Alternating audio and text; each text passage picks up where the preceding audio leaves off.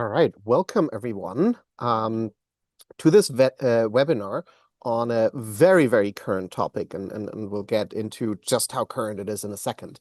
We're going to talk about the EU Digital Omnibus on AI. Since you sign up for this webinar, you've seen the EU is considering a more or less significant rewrite to its digital rulebook for AI, for data, and for other topics. And this could lead to significant confusion about timelines, about obligations, about what organizations really need to do if they're going to use AI, if they're going to deploy AI to customers, if they're going to use it internally.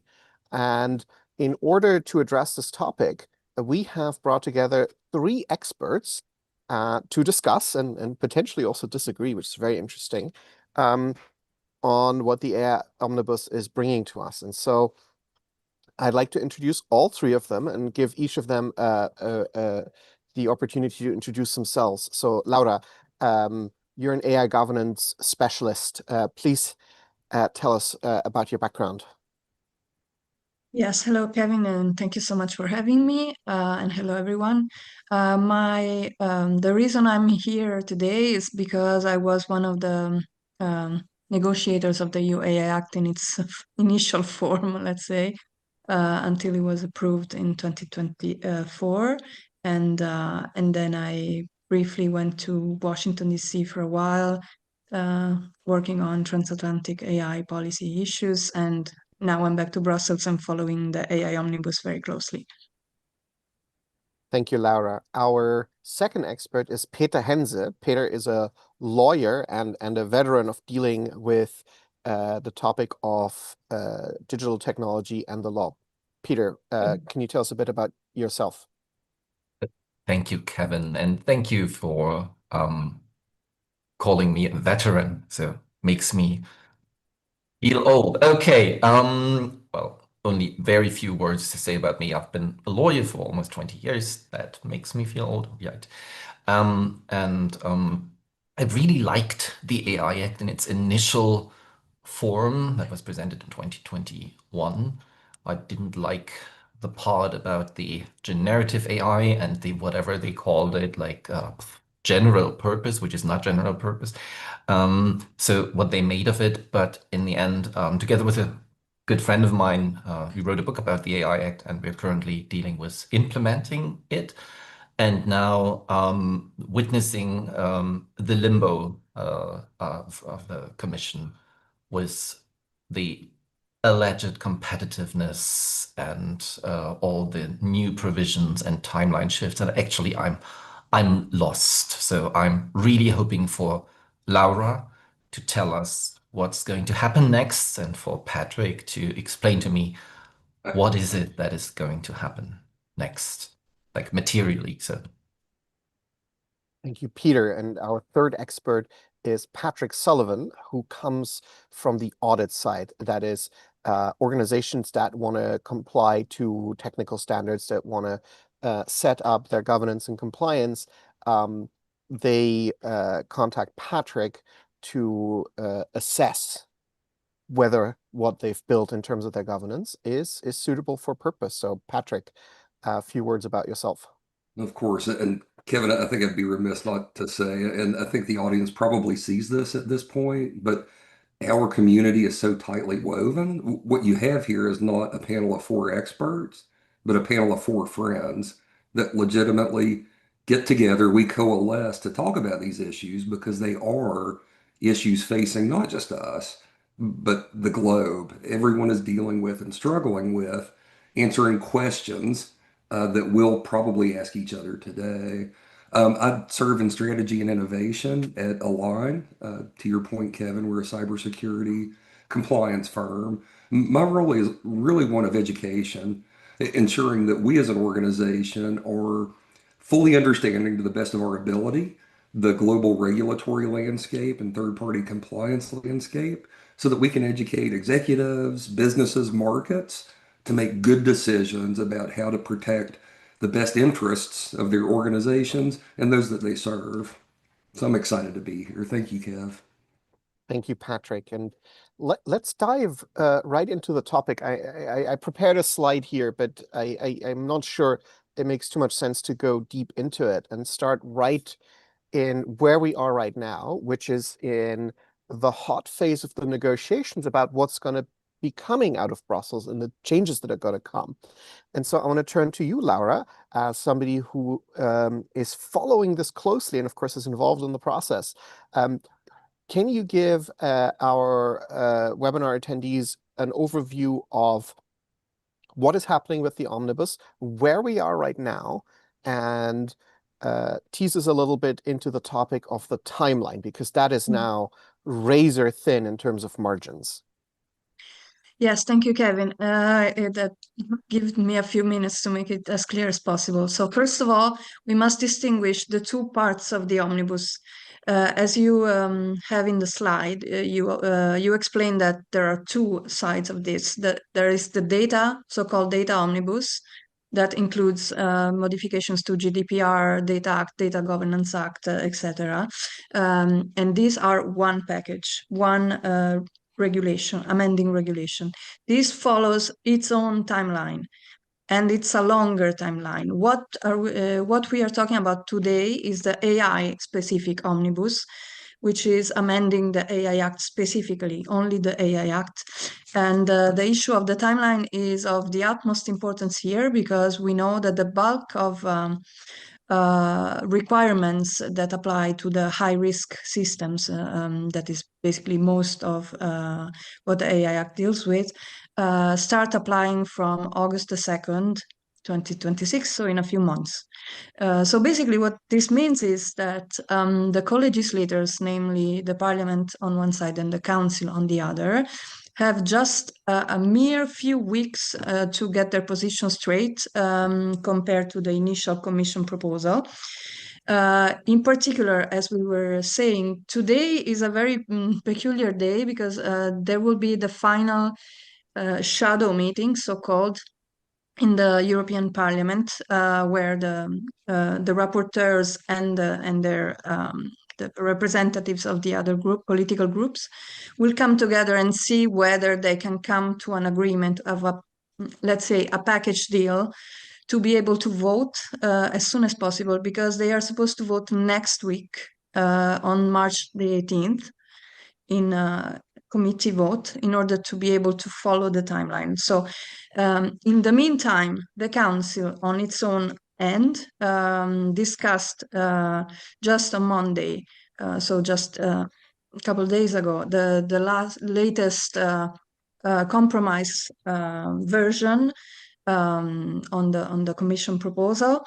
And this Friday, they are supposed to approve at ambassadors level in Coreper the position. If these two, so Parliament shadow meeting today and Friday Coreper goes well, we can stick to the timeline, which foresees that the Parliament will vote at the end of March to enter into trilogues, and the Council will do the same. In March and April, they will negotiate among each other, so Council and Parliament, in the so-called trilogues with the Commission, to polish the final version. And then in a couple of procedural essential requirements of votes and stuff, May, June, the final votes to really set the position and have the whole procedure completed, to be able to go into the official journal in July and have the new regulation enter into force on the August the 1st, so just one day before the normal timeline would kick in. So if they make it, it's razor thin timeline. Otherwise, if they don't, what will happen is, like, even if there is a slight delay, if there is a disagreement, there are still many issues to sort out. So I'm not sure how they're going to manage this. I think the complex issues are going to be left to the trilogues, because that's when you have a bit more expertise, three actors that together can come to with their legal services. So there's a bit more time to think issues through.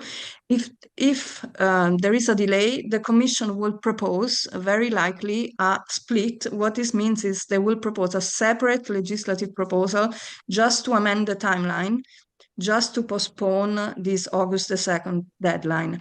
And this can be negotiated really, really quickly because it's just one thing and everybody knows exactly where they're going. We know the Commission proposes December 2027 for Annex 3 systems and August the 2nd, 2028 for regulated products, so medical devices, lifts, toys, machinery, and so on and so forth.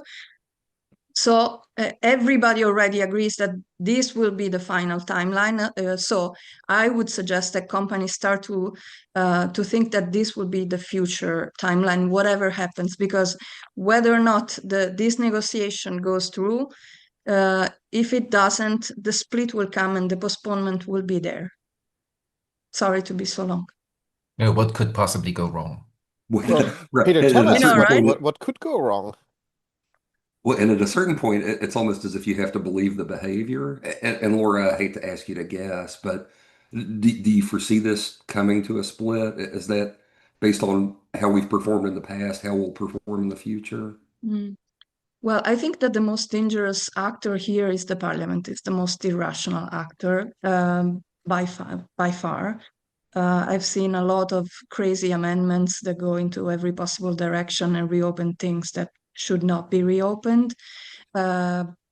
But so I think now they are trimming through these crazy proposals and coming to at least, I give you this major win, you give me this major win, left and Did you right. say screening or screaming through these proposals? Mm, Both, probably. I don't I'm remember. kidding. I have to be, and sorry, I'm not the adult in the room at the moment, so I'm Okay. just worried about the effing timeline Mhm. and that, like, what am I going to tell our clients about the timeline? What do you have to do? What is it? What is like the worst possible outcome, depending on your I position? think What's that the worst outcome? as I said, Peter, I understand there is a lot of confusion, and I'm also confused. Everybody's confused, even them, even them, especially them. Is that if they make it on time, then it's postponed by 1.5 years at the very least. So for Annex 3, and then Annex And 1 they even. won't postpone again because it's about like security of like making your investments, budget allocations, and also 18 months. Still not that much given the current Yeah. maturity of the existing systems. I mean, Patrick, you know what I mean, and Kevin, you can talk about what we both know. That's yeah. And Kevin, to Peter's point, one of the things that I see as being a real struggle as we work with organizations to think through what building an appropriate management system, an appropriate way to operationalize responsibly developing and using AI, those organizations are kind of left in a lurch because we don't know necessarily when we think through our context, we're not necessarily absolutely sure. We don't have legal certainty about what our obligations really are. And so do we overbuild? Do we underbuild and hope that things change? There are just a lot of unknowns. It was going to be my question for you, Patrick, because you deal in particular with organizations in the United States. They look at this from the outside. They do. They're maybe not even sure if the AI Act applies to them or not, or if this is something they should worry about. And at the same time, different US states are building out their laws. They're actually coming into force now much sooner than the AI Act. So what kind of questions do you get from them, and what do you tell them? Well, and so uncertainty is ubiquitous today, I think would be the best thing to say. You know, you mentioned state legislation. We're even seeing indications that the federal regulation coming will push state regulation out of enforcement. So there are concerns on this side as well. You know, as I think about U.S. businesses' relationship to the AI Act, I mean, we're struggling to get over very basic hurdles. The definition of a high risk system, I think, is still in question for many US businesses. And of course, because of the obligation, the burden that goes along with that designation, organizations here are a little bit reluctant to say, yes, we do have high risk systems that we're placing on the market. So that's step one. Step two is once that acknowledgement is made, as I said a moment ago, really understanding what we're building against and what our obligations actually are. One of the things about the August 2nd timeline, though it does feel urgent now, we've had a little bit of time to get here, but it's a definite line in the sand. And I think organizations need a definite line in the sand. People need a definite deadline so that we can enact the change that we need to enact.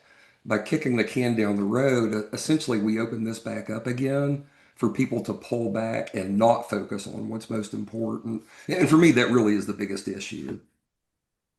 One question. Article 111. Beautiful number. Shifting the timeline would also mean that the grandfather clause would shift the date. Do you know that? No, tell me more, Peter. No, it's really about like whether you're exempt for another certain period of time if your system had already been placed on the market before August 2nd, 2026. But this is like not necessarily, it's not a dynamic recourse to the application of the high risk requirements in section 2. So would they change that too, or would they leave it at 26? Because that's also an important issue for Mhm. a couple of things. I mean, Yeah, there are some amendments in this sense. I haven't read the latest compromise on this, but yeah, they are figuring this out. I think they should be it's aligned. yeah, it's a very like from a financial perspective, it's a very important question because a couple of companies I know they had been planning to roll out like on August 1st their latest product and then hope for the future. And now they may have to postpone or whatever do with these internal development get deadlines. But also, why would they postpone? Like, if they put it on the market now, like August the 1st, they are still good to go. The grandfathering clause still applies to them. I mean, they don't have to It would comply. still apply to them if they move the grandfathering clause up until 2027. They would have an additional amount of time. Yeah, but so if they place it on the market now, they are good to go. Nobody's ever. It's the life cycle issue. So in a year from now, they have new features, and they're Yeah, yeah. looking to.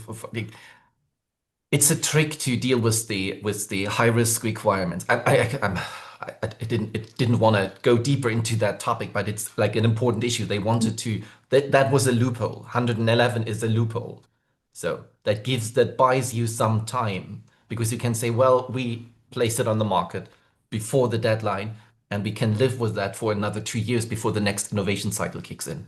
Yes, but Peter, you know that this is there because you cannot make this regulation retroactive, legally speaking. You're the lawyer, so you know more than me Yeah, but what like a it's mess it would have been. So, No, I know, but like from a practical perspective, it's a loophole.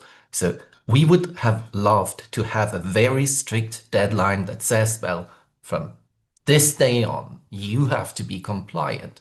While for the last 3 years, we've been running around telling people about different timelines, classifications, like nobody knows anything. There is no legal certainty. The digital omnibus on AI is a horrible thing. It creates more uncertainty. It hinders innovation. It hinders R&D a lot because now nobody knows what they have to do. We And can't even sell them 42001 certifications. We can't even tell them, well, do that in order to be prepared in 2 years, because it's not even sure that in 2 years there's going to be an AI Act anymore. And that's like what really sucks. And Peter, you bring up a really, really important point. And I'm sorry, Kevin, you were going to say something? I just want to make sure that our audience, if you're following us on LinkedIn, you can also send us your question, because as confused as we are here, if you're confused, feel free to send us your questions for our panelists, and we'll do our best to answer them. But as you can see, it's pretty tough. But Peter, you bring up an incredible point of legal certainty and unknowns. We know that timelines are critical. You mentioned 42001, and those of you that follow my work know that I'm a fanboy of 42001 for what it's worth. Yeah, thank you, Laura. Thank you. That's actually how Laura and I met. Um, but nonetheless, for executives listening, though there is this uncertainty and though there are unknowns, and though we are asking you to make an investment, the investment that I would ask you to make personally is building a management system, a way of thinking about developing and using AI responsibly in your organization that can be extended to meet future needs. That is the purpose of ISO 42001. You've likely seen a lot of half-baked arguments about 42001 not equaling conformity to the AI Act regulation. That's absolutely correct, particularly when we get into high-risk systems.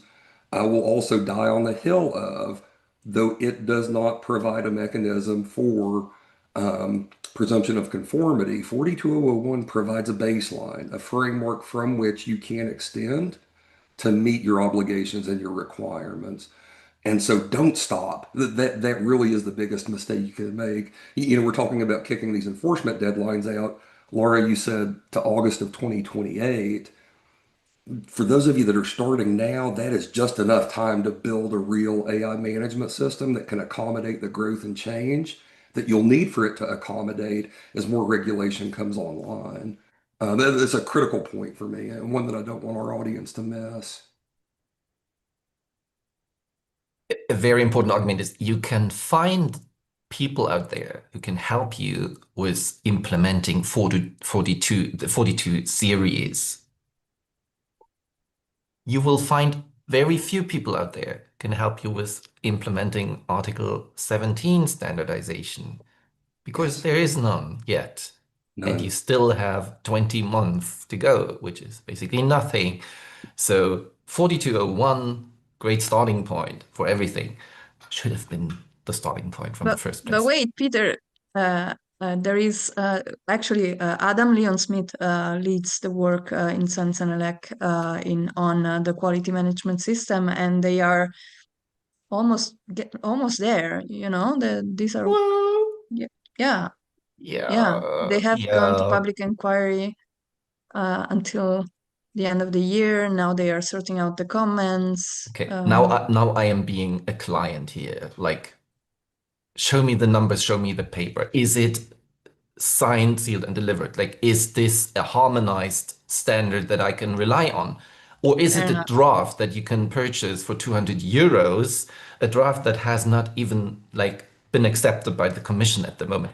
So, and that's the limbo we're talking about. It's super difficult. And the requirements under Article 17, I'm a big fan of 17 and also of 9, which is even closer to the 4201. But at the moment, there is nothing that we can show and tell our clients that's what you have to do. Those are the people that you have to hire. This is the budget that you have to allocate for making your systems compliant.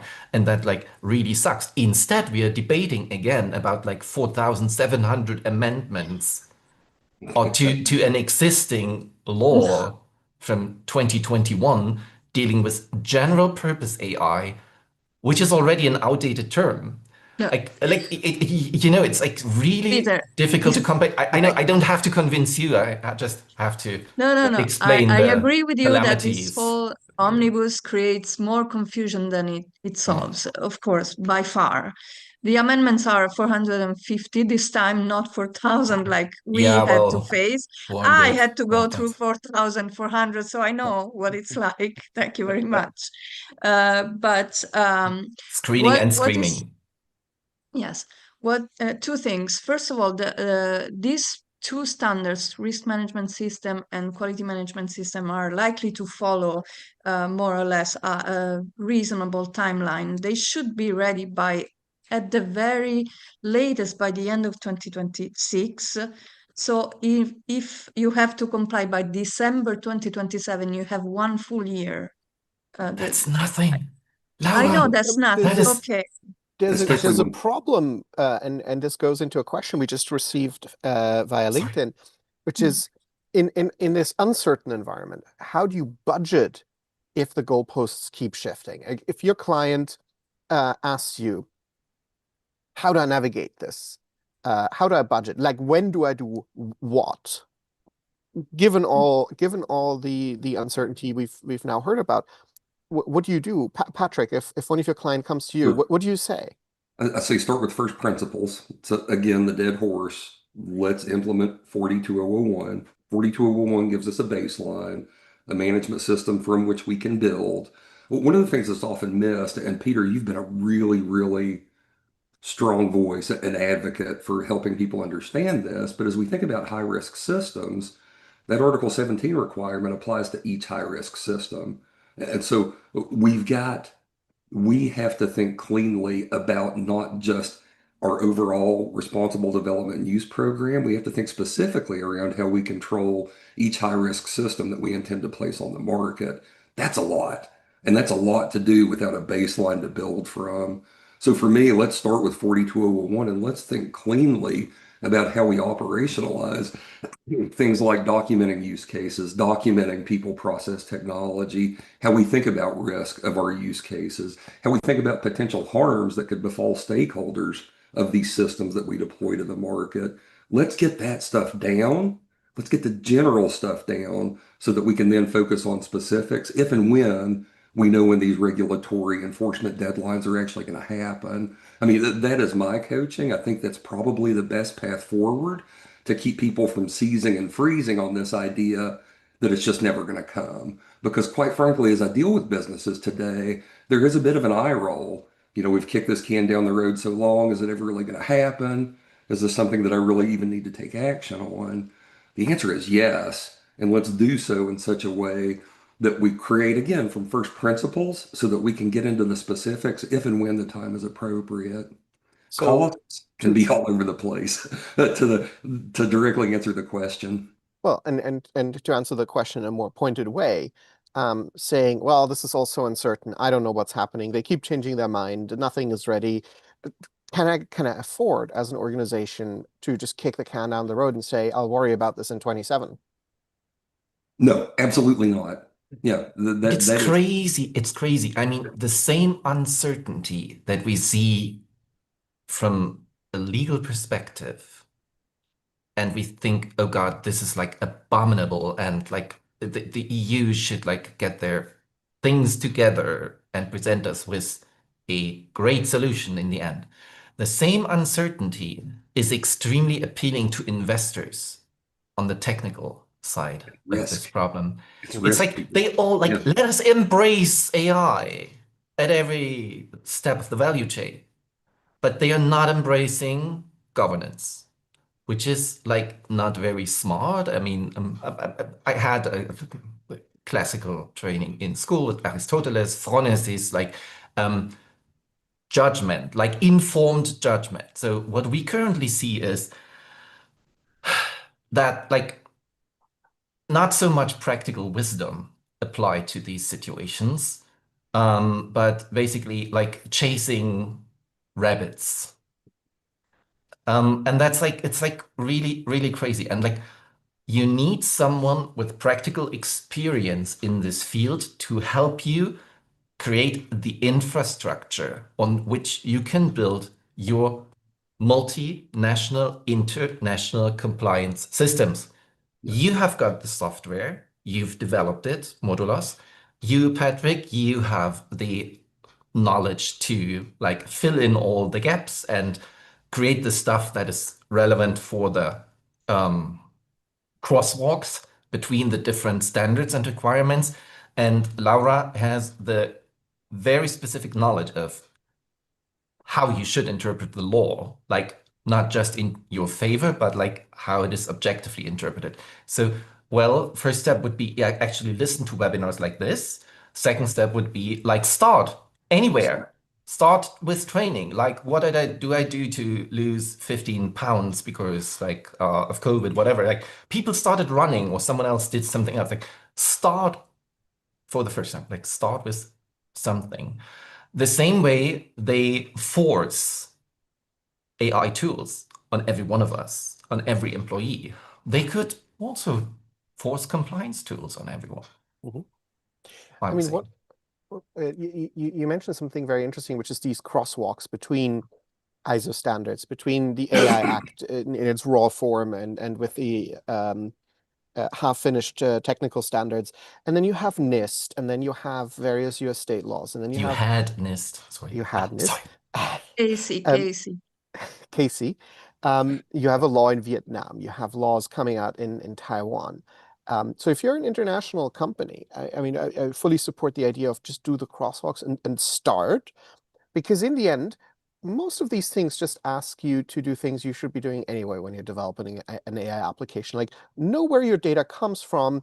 Have you analyzed it? Have you thought about if the distributions make sense? These things that should be part of your development process anyway, and you should have documented them. And how you precisely map that to article whatever of some law, that is a second step. And it sort of goes along with what you, Patrick, what you said is like have a management system that you can extend, because there's a conversation I run into a lot, and the sort of mirror images. It sort of with a European company, they say, yeah, we need to worry about the AI Act. And I say, do you have customers in the US? Do you have customers in Texas? I have no idea, maybe. So are you aware that the law in Texas is already effective long before the act? No, I've never heard of it. And no, actually, they're not too interested into looking into it. And you get the inverse from a lot of American organizations that say, yeah, I'm really worried about certain requirements in the California. US, but the Right. AI Act, come on, it doesn't apply to us. We're American, like, right? I even had a tech executive who advised startups in Berlin, an American tech executive who advised startups in Berlin, advised German startups to incorporate in the US so they weren't subject to the AI Act. And I can see your reaction, Peter. But first, Laura, you have a point. I have several points because I've been following and I wanted to react to many of the latest interventions. First of all, I would tell organizations, why don't you also participate in standardization activities Yes. to set Yes. them out yourself? If you want to contribute, actually your expertise is really needed right now.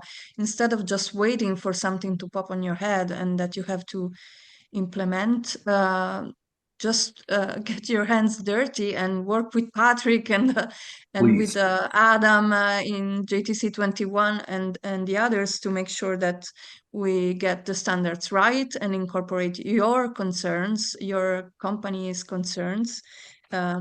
I think there is a real possibility for industry there. The AI Act is not just a top-down type of regulation. The standards allow for industry to really dig in and set what the state of the art is for AI governance. And also, the unfortunate thing about this omnibus situation is the fact that now the Commission is wasting so much time on creating more confusion, because industry itself actually wanted this.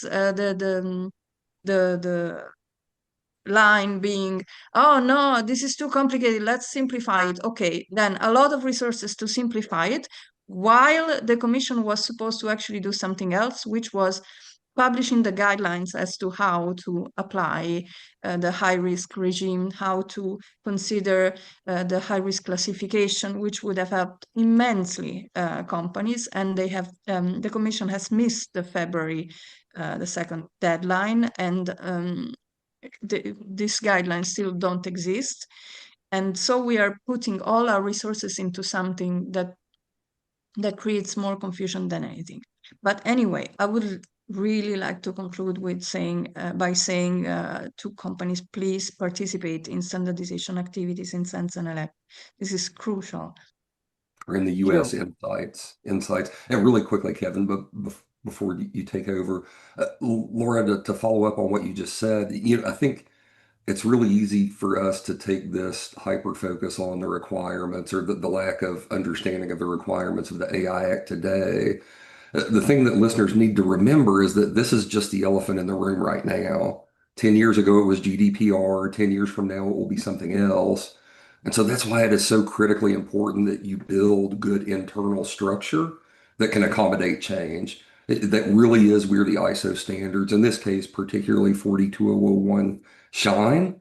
Kevin talked about this process of really understanding cross-contextually the various regulatory regimes that organizations are dealing with. And that really is one of the first steps of working through the process of building your context. So start with a known good standard, which is, in this case, most any ISO management system. For us, it's the AI management system in 42001. Sorry, Kevin.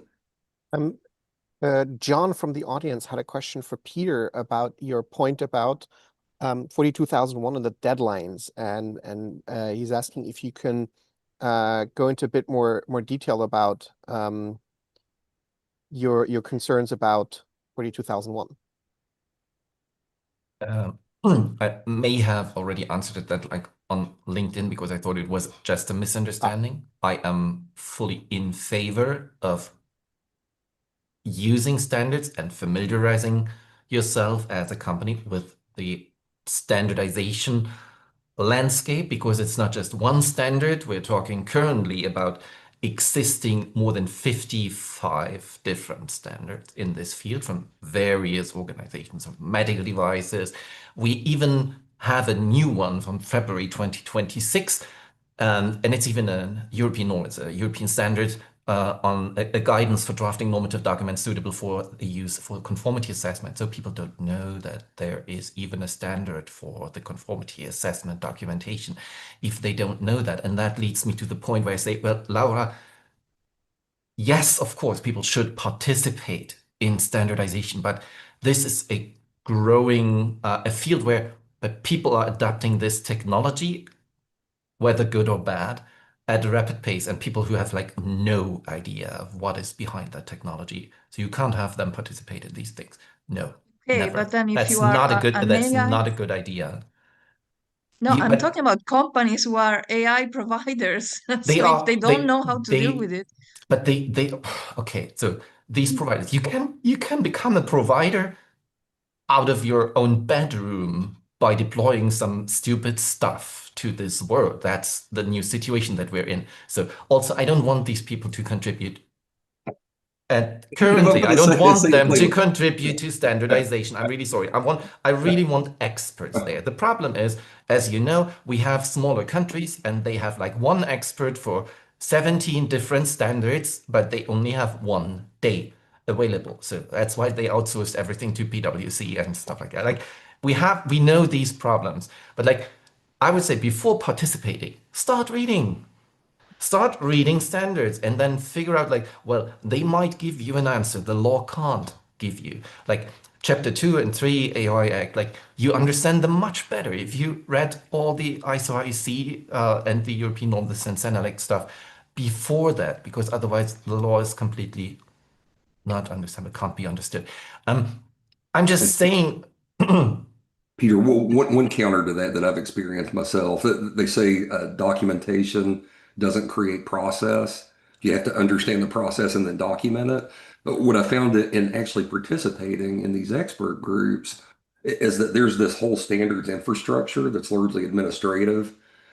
The comments, the feedback are largely editorial. I will say there is significant value in real technical experts offering opinion about how things really work, as opposed to just how they should work. It's that consensus in opinion about implementation, operation, again, how things actually work in the field, that for me is so critically important, because we've seen standards that just don't fly when you subject them to real testing. I think for us to continue moving forward in such a way that the world actually trusts international standards, these things have to be fit for not just purpose, but also use. I want to make one more final call to questions from our participants, and I want to move a little bit away from the deadline discussion and the standards discussion to the other changes in the AI Act and the AI Omnibus that they're being contemplated. And of course, we don't know what ultimately will be decided, but Laura, can you give us a sort of a brief summary of what other changes might be coming? What other changes compared to what? Sorry. To the original AI Act. Okay, wow. So, changes. The AI literacy obligation will not be an obligation anymore, very likely. It will, I would maybe suggest to follow more closely the proposals by the Council, which are much more reasonable than the ones proposed by the Parliament so far. They will just, they propose to apply AI literacy obligations only to providers and deployers of high-risk AI systems, only for the respective articles that they have to comply with. I think it's 17 and 26. And Article 6, the registration obligation for non-high-risk AI systems will still be there. It will be reinstated, even though the Commission wanted to delete it, very likely, at least. This is what I get, because there is no majority to delete it so far. It will just be streamlined, simplified. There are changes on SME provisions will also be extended to small mid-capped companies. So a little bit more leeway in Europe. We cover basically virtually almost all companies by extending this to small mid caps that will have then not an exemption, but reduced certification fees, dedicated access to compliance tools, and so on and so forth, priority access to sandboxes, etc., etc. There are some measures on the one important thing is the possibility to train AI systems using sensitive personal data. This is in tandem with the GDPR the data omnibus, so the GDPR modifications that will follow a different timeline. So let's see how that plays out. But in the meantime, the AI Act is shaping up to open the possibility to use sensitive personal data to detect and correct bias for AI systems, not only to high-risk AI systems, but to all AI systems. Please don't laugh. Please don't laugh. I've been suffering enough. The mostest stupidest idea ever. I know. Maybe what if they I have, may, like at least, sorry. At least, yeah, I'm concerned as well, especially about opening it to every possible AI provider. You know what? Why? Because these providers do not have any data governance obligation. So, whatever, we just process sensitive personal data like that, They can't even put it in silos. They are unable to differentiate the different categories of data. Exactly. That's anyway, it's a mess.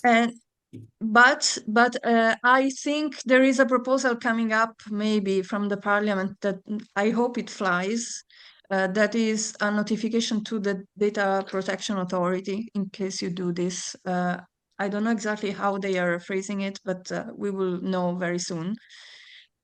In any case, it is concerning. Unfortunately, the GDPR modifications also go pretty much in that direction. They narrow the definition of personal data. They open to the training of AI systems as a legitimate interest to process personal data. So I mean, we have a number of setbacks from the original data protection regime that we had in Europe, and the AI Act is just adding one allegedly small bit compared to what is happening with the GDPR, and we will see about that soon. And then, of course, there are measures about enforcement, the timeline we already discussed. This is basically Folks, mostly. we're 45 minutes in. It's been a really good discussion. I want to sort of move us towards the end and give each of you 2-3 minutes to summarize your thoughts, your take on what organizations, what IT, what AI leaders should be doing right now. How should they navigate the situation? We titled the webinar as being anchored on what should organizations do. So what's your practical advice to them? Maybe Patrick, do you want to start? Sure. And I think it's simple, Kevin. I think it's don't wait. You know, I think in light of unknown, in light of ambiguity, in light of what appears to be chaos, that the natural tendency is to freeze, to wait for things to change so we can make a good decision about next steps. I'll tell every organization listening that that really is not a viable option. It's too high risk. So immediate next step, purchase a copy of ISO 42001. At least you'll have it. As an organization, if you decide that it's not the right framework for you, at least you've reviewed it. If, however, you do recognize that the value, the utility of the framework, with that standard, begin evaluating your use cases and documenting them and getting some sense of the real risk you're imparting on the ecosystem by deploying tools to the market, whether it's the EU or any other market. But start today. Do not wait. Don't rest on your laurels because it really is a fool's errand to hope that at some point when clear determination is made that you'll be ready to implement the tools and the frameworks and the systems that you need. It's far too large a task. So I said it was a few words. I lied. Don't wait. Take action. That action really is fairly clear what needs to be done next. Laura, what would you advise? I agree pretty much with Patrick. I would add, okay, don't wait, but also don't panic. Don't panic over every possible amendment you hear about, because you only need to care about the final version of this omnibus. In the meantime, start planning as you would with the old version, because basically the requirements will still be there. The articles that form the core of the high risk regime are not changing. So from 8 to 15 and then 17 for the quality management system, they are not changing. So you can really start from there and from the very beginning of your AI system development. Peter, I give you the final word. What should organizations do? Not get distracted, not by the war in the Middle East, not by other missed targets, weakened positions, or collateral damage. Most importantly, GDPR will survive. And if you don't think you have to start with AI compliance, then you should think about becoming compliant with Article 22, which has received a completely different form and shape by recent judgments of the CJEU, especially, for instance, that Article 14 of the AI Act is now has become an integral part of 22.3 of GDPR. So everything has to be manageable, has to be monitored and controlled. High-risk systems under the AI Act are also considered high-risk processing under GDPR. So even if they tweak GDPR a little bit, and even if they postpone the AI Act, you can't escape good governance. It's impossible. Yes. And you better start now. Laura, Patrick, Peter, thank you so much for joining us today.